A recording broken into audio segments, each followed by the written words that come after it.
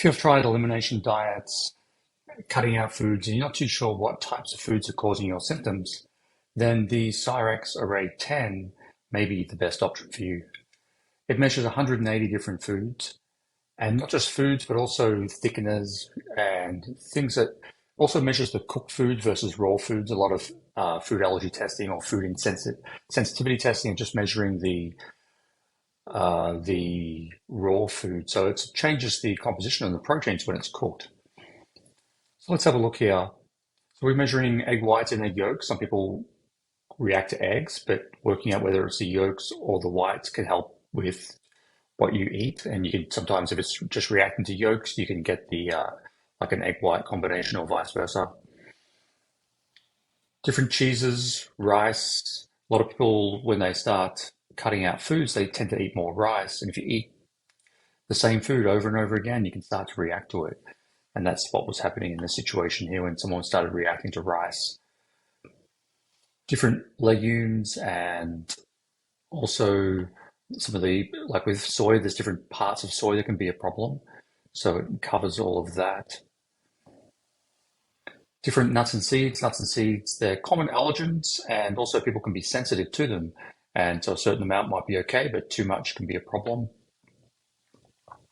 And also here, whether they're raw or roasted, or this is a combination of raw and roasted, roasted, almonds raw,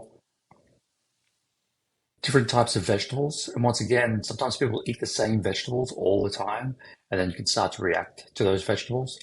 So one of the keys is to just have a variety of different fruits, vegetables in the diet. And variety in the diet is good for overall microbiome anyway.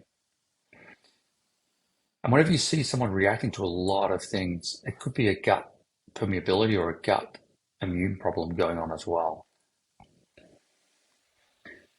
Now, similar sort of thing with the fruits. It's good to eat a variety, and it covers a whole range of different fruits. Fish and seafood. Uh, Shellfish, fish can be common allergens. Things like beef and chicken are less common to be reacting to. And of course, things like shellfish and crustaceans, shrimp are common things that people react to or are sensitive to.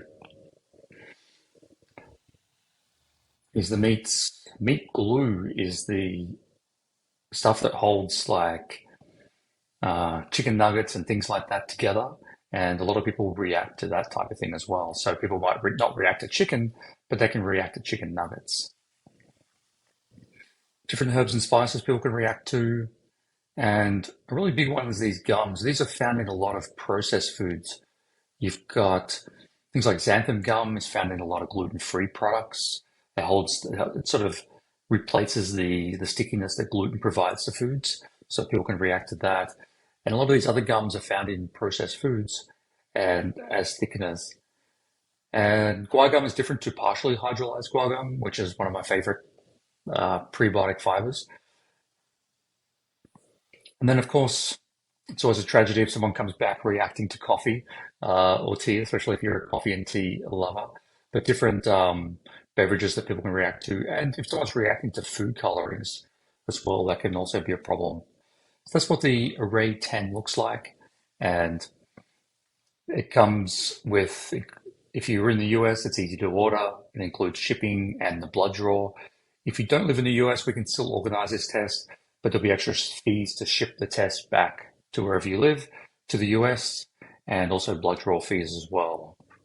And as long as there's blood samples back at the lab within 10 days, and you can combine tests, like you can combine the Array 10 with the Array 2, which measures intestinal permeability.